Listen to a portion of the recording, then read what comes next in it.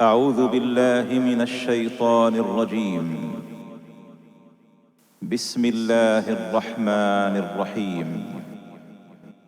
يا أيها الذين آمنوا إذا نودي للصلاة من يوم الجمعة فاسعوا إلى ذكر الله وذروا البيع ذلكم خير لكم إن كنتم تعلمون. الحمد لله رب العالمين.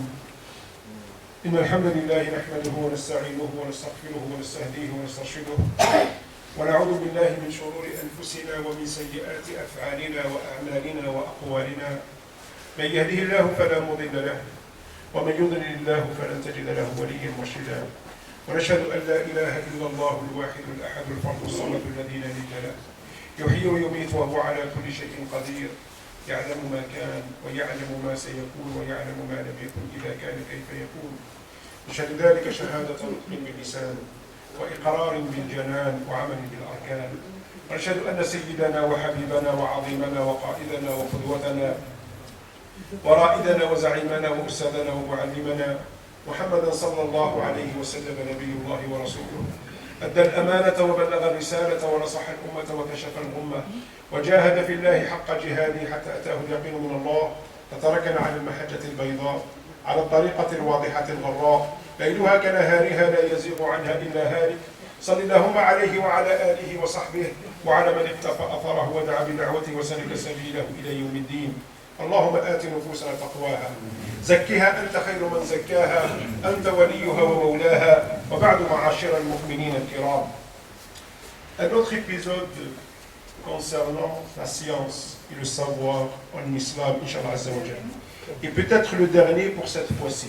Et toujours en parlant de l'importance du statut du savoir et de la science, le statut des savants dans notre religion. La semaine dernière, je vous ai parlé de l'importance de la science à travers le statut quand les savants, Inch'Allah Azza wa Jalla. Et je vous ai dit, les dînes héritiers des messagers, des prophètes d'Allah subhanahu wa ta'ala sont des savants. Et qu'il n'y avait pas photo en comparant un savant et un adorateur d'Allah subhanahu wa ta'ala.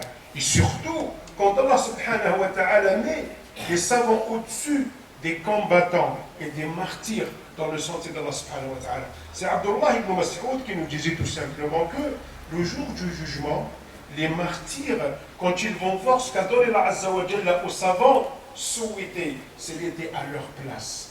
Souhaitaient être des savants au lieu d'être des martyrs. Et pourtant, le martyr a un statut spécial auprès d'Allah subhanahu wa ta'ala. Première goutte de sang, elle absout, elle efface tous les péchés. Le martyr a la possibilité d'intercéder auprès d'Allah subhanahu wa ta'ala pour des dizaines et des dizaines de membres de sa famille. Son sang, son odeur se transformera en misk. Et malgré cela, il venait être des savants, Inch'Allah Azza wa Jal. C'est Al-Hassan al-Basri qui disait que si on va mettre une balance, dans une partie on va mettre l'apport des savants, la science, le savoir des savants, et de l'autre côté le sang des martyrs, il n'y aura pas photo. Ce qui pèsera, ce sera l'apport, ce sera le savoir, la science des savants. Aujourd'hui aussi, j'aimerais bien vous en parler de l'importance de la science, mais surtout à travers le respect, la reconnaissance que les gens vouaient aux savants, et ce à travers un certain nombre d'exemples. Le premier exemple qui nous démontre l'importance de la science à travers les savants et à travers le respect qu'on doit aux savants, c'est l'exemple de Zayd ibn Thabit, un compagnon du prophète alayhi salatu wassalam. Zayd ibn Thabit, à l'âge de 13 ans, a voulu rejoindre l'armée du prophète alayhi salatu wassalam pour participer à la bataille de Badr. Zayd ibn Thabit, 13 ans, ce n'est pas un âge pour combattre dans le sentier de Allah subhanahu wa ta'ala. Contrairement à ce que dit Charlie Hebdo. Vous le connaissez, Charlie Hebdo? L'islam c'est la religion du sang, de ci, de cela et ainsi de suite. On utilise les femmes, on utilise les gens, on utilise les vieux pour tuer les autres, pour... Non, absolument pas. Nabi alayhi salam a vu Zayd ibn Thabit, il était jeune, il avait 13 ans, c'est pas l'âge pour combattre dans le sentier de Allah subhanahu wa ta'ala, il l'a recalé. Non, toi tu vas pas venir avec nous. Zayd ibn Thabit voulait tellement combattre dans le sentier de Allah subhanahu wa ta'ala, et il revenait chez lui en pleurant. Sauf que cet échec-là, ça a transcendé Zayd ibn Thabit. Aujourd'hui, nous, quand on va subir un échec dans la vie, c'est comme si toutes les portes sont fermées. Et on ne tente pas ailleurs. Quand on a un échec dans un domaine, ça ne veut pas dire qu'on est nul dans tous les domaines. On peut réussir.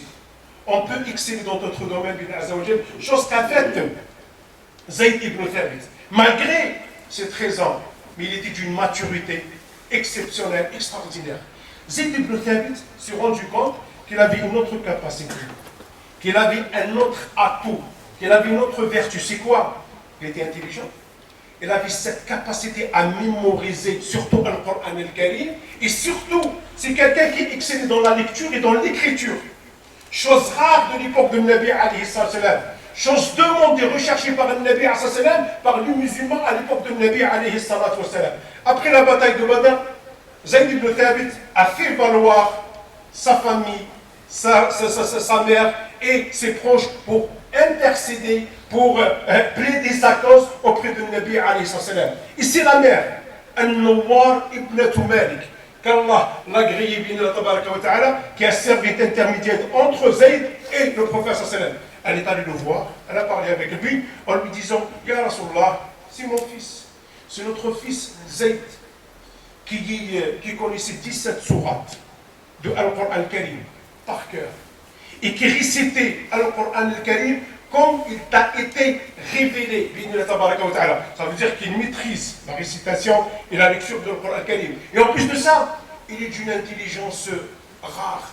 Et en plus de ça, il sait écrire et il sait lire, et surtout, il veut mettre tout ça à votre disposition. On a parlé une fois, quand on a parlé de l'immigration de Nabi sallam, de servir l'islam. Et je vous ai dit, quelle que soit nos capacités, quel que soit notre statut, on peut servir la religion de Allah subhanahu wa ta'ala et on peut apporter quelque chose à la religion de Allah subhanahu wa ta'ala. Lui, son seul souhait, son seul objectif, c'est de servir l'islam. Il veut être à tes côtés, il veut être avec toi, et si tu veux, tu peux l'essayer. Et si tu veux, tu peux lui faire passer un test. Et Nabi a discuté avec Zayd ibn Thabit, ce qu'on appelle aujourd'hui faire passer un test, et le test a été concluant. Et Nabi a demandé à Zayd ibn Thabit d'aller apprendre. Et d'aller apprendre quoi?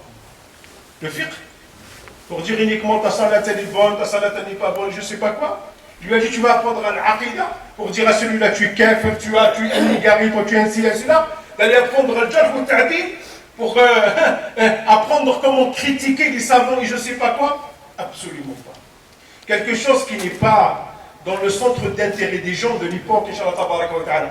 Nabi sallallahu alayhi wa sallam disait à Zayd ibn Thabit: va m'apprendre l'hébreu, va apprendre les langues, va apprendre l'hébreu. Pourquoi? Parce que je n'ai pas confiance aux Juifs dans tout ce que je dis. Il y a des choses que je dis, et eux, ils vont le transformer, et comme je ne maîtrise pas l'hébreu, j'ai besoin de quelqu'un avec moi qui maîtrise cela.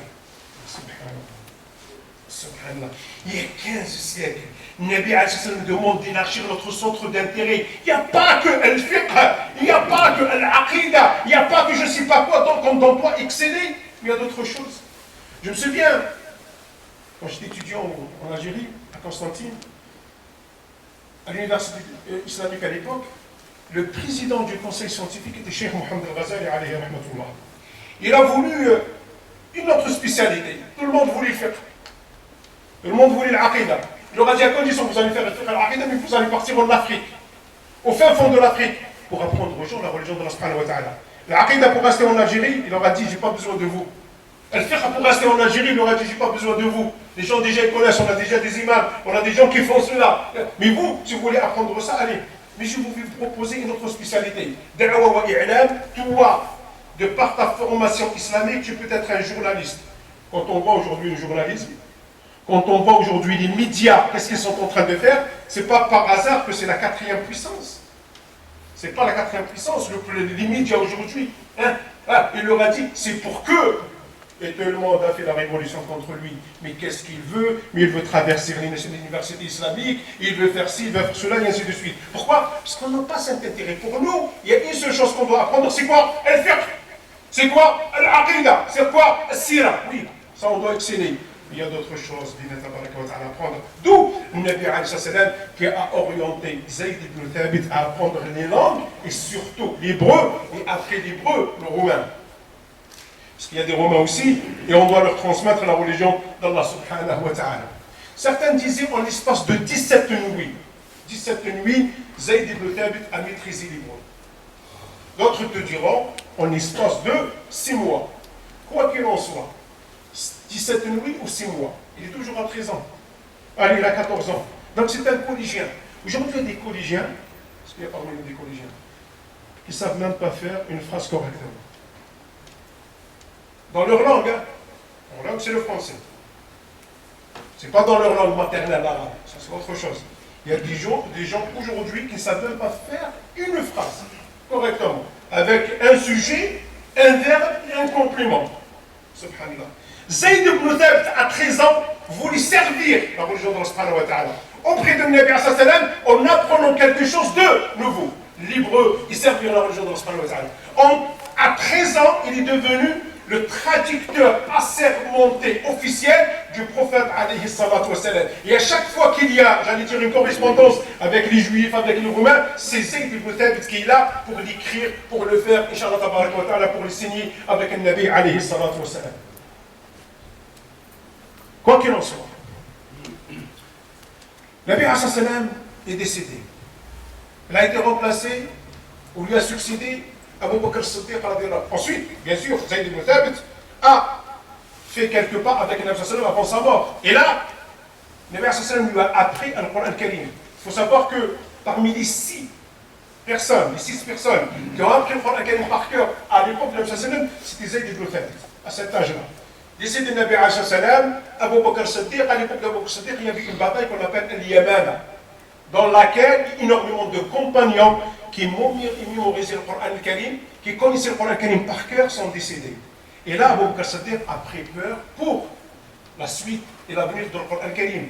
Si demain, tous ceux qui mémorisaient le Coran al-Karim vont mourir, tous ceux qui connaissaient le Coran al-Karim par cœur vont mourir, comment on va faire?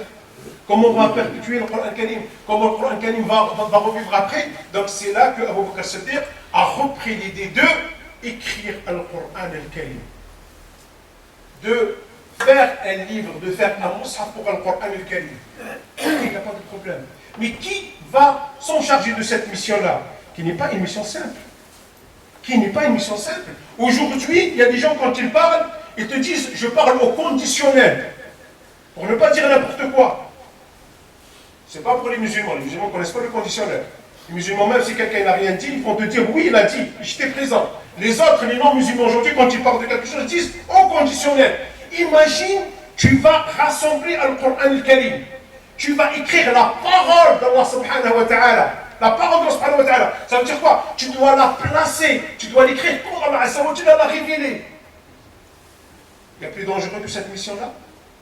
Il y a plus grave que cette mission-là. Et avec Abu Bakr as-Siddiq, il y avait Omar ibn Khattab. Il y avait Uthman ibn Affan. Il y avait Ali, qui était un ancien dans le savoir. Il y avait Saad. Il y avait les grands compagnons de Nabi sallallahu alayhi wa sallam. Mais Abu Bakr as-Siddiq a choisi pour cette mission qui? Zayd ibn Thabit, qui ne dépassait pas les 23 ans. Alors, Coran, dans cette version-là, le livre du Coran que vous avez, qu'on a aujourd'hui à la maison, qu'on a sur notre smartphone, qu'on a sur notre portable, c'est Zayd ibn Thabit. Il avait quel âge? Il avait 23 ans. Il y a des gens, ça fait 23 ans qu'ils sont dans l'islam. Ça fait 50 ans dans l'islam, peut-être ils n'ont pas lu. Ils n'ont pas écrit. Peut-être ils n'ont pas lu le Coran al-Karim, ne serait-ce qu'une seule fois dans leur vie. Coran de Alif Lam Mim jusqu'à Min al-Jinnati wal Nas. Subhanallah. Subhanallah. Et Omar ibn Khattab, cet extraordinaire homme, disait que si vous voulez savoir le moindre détail dans le Coran al-Karim, demandez à ce jeune. À Marseille, on dit demandez à ce minou qui est Zayd ibn Thabit. Ça veut dire que Zayd ibn Thabit avait cette spécialité, cette connaissance, cette science de Al-Qur'an Karim. Rien concernant Al-Qur'an Karim ne peut échapper à Zayd ibn Thabit, alors qu'il avait quel âge? Alors qu'il avait 23 ans. Zayd ibn Thabit, une fois, était dans une janaza, un convoi funéraire. C'est lui qui servait d'imam pour faire la prière du mort. Fini l'enterrement, il veut rentrer chez lui, il avait sa monture. Et quand il a voulu monter sur sa monture, il y a Abdullah ibn Abbas qui a accouru vers lui pour lui dire non, tu vas monter, c'est moi qui va t'aider à monter. C'est toi, moi, qui va te faire monter sur ta monture. Il a dit non, non. Lui a dit, c'est comme ça que le Nabi alayhi sallam nous a ordonné de se comporter avec nos savants. La ya'rifu qadra ar-rijali illa ar-rijal, comme on dit en arabe. Celui qui connaît la valeur des hommes, ce sont les hommes. Abdullah ibn Abbas, c'est un homme d'une trempe exceptionnelle, extraordinaire. Et c'est lui, bien sûr, qui va connaître la valeur de Zayd ibn Thabit. Et Zayd ibn Thabit est décédé à l'âge de 56 ans. ففز بعلم تعيش به أبدا الناس موتى وأهل العلم أحياء. Et pourquoi on parle de Zayd aujourd'hui? C'est par rapport à son savoir. C'est par rapport à sa science. Ça fait 15 siècles que Zayd ibn Thabit est décédé, et aujourd'hui, à Marseille en 2020, on parle de lui. Et si on veut, on parle de nous. Et si on veut avoir une petite empreinte dans l'histoire, la meilleure des choses, le meilleur des moyens pour le faire, c'est la science, c'est le savoir. Bi'idhnillahi tabaraka wa ta'ala. Un deuxième exemple, rapidement. C'est l'exemple de Mu'adh ibn Jabal. Mu'adh ibn Jabal, un des compagnons de Nabi sallam, un auxiliaire, quelqu'un de Madinah al-Munawwara, s'est converti à l'islam à l'âge de 18 ans. À 18 ans, donc il faisait partie de ce groupe des Médinois qui sont venus à la Mecque et qui ont prêté serment d'allégeance au prophète alayhi salatu sallam. Et par la suite, il a participé à toutes les batailles auprès de Nabi sallam, à côté de Nabi sallam. Il a participé à la bataille de Badr, à la bataille de Uhud, à la bataille de l'Ahzab, des coalisés, à la conquête de la Mecque, et même par la suite à Tabouk. Quand on voit que cette personne-là était de tous les combats avec le Nabi sallam, on tire une conclusion. C'est que cette personne-là est une personne qui excelle dans le domaine de la guerre. C'était un guerrier, c'était un combattant. Mais à côté de cela, il n'était pas uniquement que guerrier, que combattant dans le sens de Allah, mais il avait aussi la science et le savoir. Au point où, quand le Nabi sallam avait besoin d'un émissaire pour les Yamanites, il a envoyé qui? Il a envoyé Mu'adh ibn Jabal. Quand il a envoyé Mu'adh ibn Jabal au Yémen, c'est pas pour combattre les Yamanites. C'est pas pour conquérir le Yémen. Non, non, non. C'est pour apprendre la religion de Allah aux Yémenites.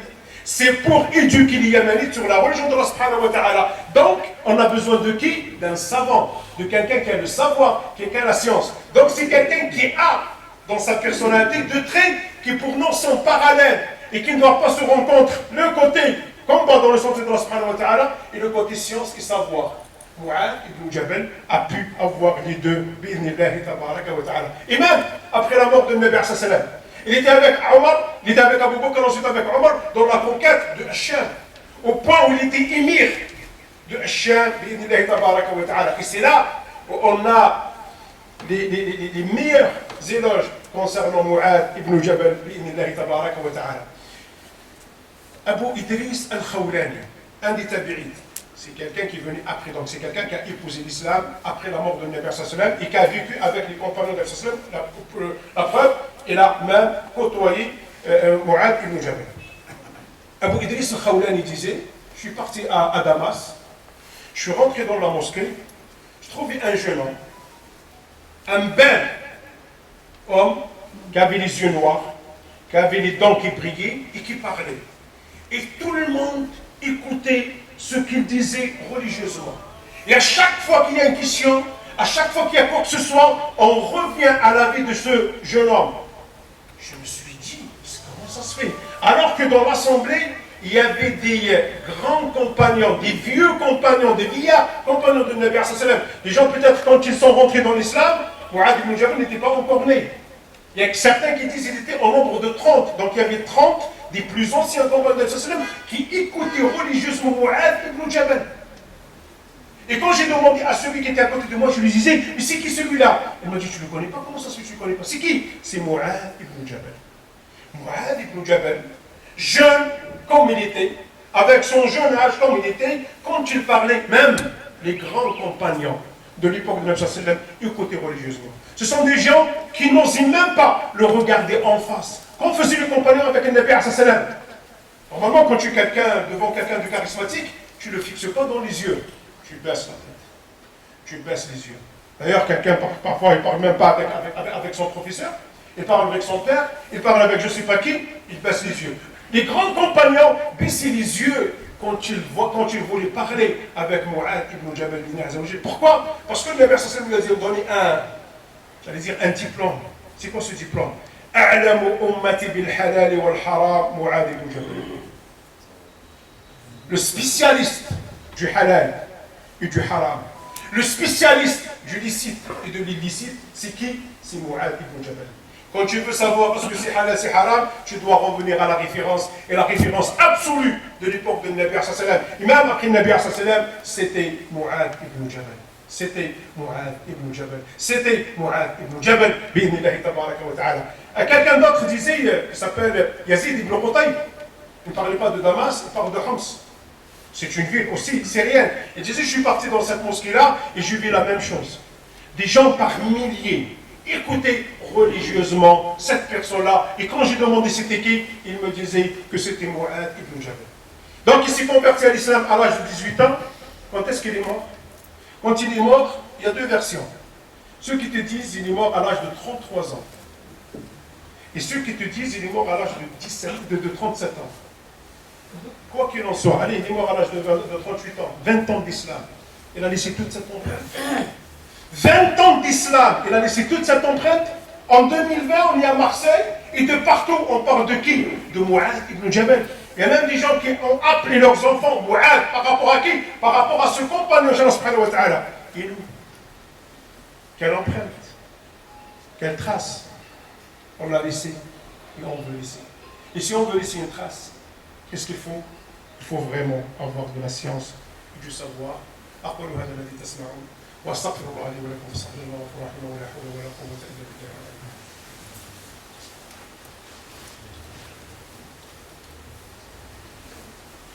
الحمد لله رب العالمين والصلاة والسلام على رسول الله الكريم. على الله نتوكل وبه نستعين ولا حول ولا قوة إلا بالله العلي العظيم. وبعد معاشر المؤمنين الكرام.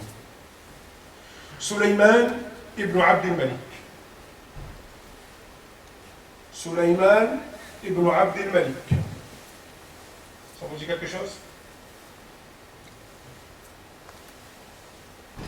Ata ibn Abi Rabah. Ça vous dit quelque chose? Sulayman ibn Abd al-Malik de son époque, c'était l'émir des croyants. Donc il régnait sur l'équivalent de 12 pays d'aujourd'hui. Et pour les raisons du pèlerinage, il est parti à la Mecque. Et donc, il avait des questions de jurisprudence précises concernant le pèlerinage et le Hajj à poser. Et l'imam, le savant de la Mecque de l'époque, s'appelle Ata ibn Abi Rabah.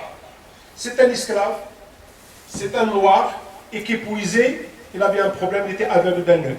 Vous voyez pas. Pour vous dire. Et quand Sulayman ibn Abd al-Malik a voulu poser ces questions, Ata ibn Abi Rabah, il m'a dit, écoute, là, tu es dans le Hajj, tu es un simple citoyen. Tu comptes tout le monde. Qu'est-ce que tu dois faire? Ensuite, tu dois faire la chaîne. Ensuite, tu dois attendre ton tour. Il a attendu des heures et des heures pour poser ces questions à Ata ibn Abi Rabah, alors qu'il était émir des croyants. Aujourd'hui, chaque émir, je vous le dis, je vous le répète, à son imam, à son savant à côté de lui. Il appuie, il a fait tout, elle sort. Il appuie, il a dit qu'il veut, il sort. À l'époque, ce n'était pas comme ça. C'est pour cela qu'on respectait les savants. C'est pour cela qu'ils avaient ce poids-là. Il a fait la chaîne, il a attendu, jusqu'à ce qu'il est arrivé à Ata ibn Abi Rabah. Il lui a dit, écoute, mais c'est pas parce que tu es l'émir des croyants que tu vas prendre beaucoup plus de temps que les autres. Tu as un temps imparti, tu dois profiter de ce temps-là, tu dois poser tes questions, ensuite tu vas faire ce que tu as à faire, Inch'Allah. Et c'était comme ça. En sortant, en finissant cette rencontre avec Ata ibn Abi Rabah, Sulayman ibn Abd al-Malik, alors émir des croyants, disait à ses enfants, à ses fils qui étaient avec lui, qui l'accompagnaient, écoutez, il faut faire tous les efforts nécessaires pour acquérir le science et le savoir. Tu ne peux jamais oublier ce qui m'est arrivé aujourd'hui en attendant, lui il disait entre parenthèses, ce petit esclave. Non, c'est pas parce que c'est un esclave. Non, c'est pas parce que c'est un noir. Non, c'est pas parce que c'est je sais pas quoi. Non, c'est le savoir. C'est la science qui fait de toi quelqu'un de respecté et de respectable. C'est pas le corps, c'est pas ta filiation, c'est pas ton compte en banque, c'est rien du tout. C'est le savoir, c'est la science. C'est pour cela, je vous le dis, je vous le répète, ce que disait l'imam al-Shafi'i, Man arada ad-dunya fa'alayhi bil-'ilm, man arada al-akhirah fa'alayhi bil-'ilm. La clé de la réussite dans ce moment, c'est la science. La clé de la réussite dans l'au-delà, c'est la science. Et celui qui peut conjuguer les deux réussites, il faut aussi, et surtout, la science. L'imam al-Bukhari avait 16 ans. Quand des milliers et des milliers de gens venaient le voir pour apprendre le hadith du prophète, alayhi salatu wassalam, pour apprendre l'explication des hadiths du prophète alayhi salatu wassalam. Et je ne veux pas vous rappeler encore une fois l'histoire de Moussa alayhi salam avec Al-Khidr, que nous a détaillé Allah subhanahu wa ta'ala dans le Coran al-Karim, comment Moussa alayhi salam, messager d'Allah subhanahu wa ta'ala, parmi les 5 messagers majeurs d'Allah subhanahu wa ta'ala, que Allah azza wa jalla a parlé directement. Jamais, au grand jamais, avant Moussa alayhi salam, un prophète ni un messager n'a eu cet honneur-là de la part d'Allah subhanahu wa ta'ala. Et comment Moussa alayhi salam est allé avoir quelqu'un dans le statut moindre que le sien. Pourquoi? Pour apprendre. La différence c'était quoi? C'est parce que Al-Khidr avait une science, avait un savoir que n'avait pas Sidna Moussa alayhi wa alayhi wa sallam. Encore une fois, je vous le dis, je vous le répète, notre religion, notre belle religion, l'islam, est une religion qui se base sur la science et sur le savoir. Et on se doit de acquérir la science et le savoir بإذن تبارك وتعالى. الله نسأل أن يجعل من يستمعون القول فيتبعون أحسنه. اللهم نسألك الغنى والرضا والهدى والتقى. نسألك علما نافعا، نسألك علما نافعا، نسألك علما نافعا ورزقا طيبا وشفاء من كل داء. اللهم اشف مرضانا ومرضى المسلمين، اللهم اشف مرضانا ومرضى المسلمين، اللهم اشف مرضانا ومرضى المسلمين، اللهم ارحم موتانا وموتى المسلمين، اللهم اغفر لنا ولوالدينا ولمن كان له فضل علينا ولجميع المسلمين والمسلمات والمؤمنين والمؤمنات الأحياء منهم والأموات، ولكل من طلب منا الدعاء ولكل من طلب منا الدعاء. وصل اللهم وسلم وبارك على سيدنا محمد وعلى آله وأصحابه أجمعين. سبحان ربك رب العزة عما يصفون وسلام على المرسلين. آخر دعوانا أن الحمد لله رب العالمين. بارك الله فيكم أجمعين وأقم الصلاة.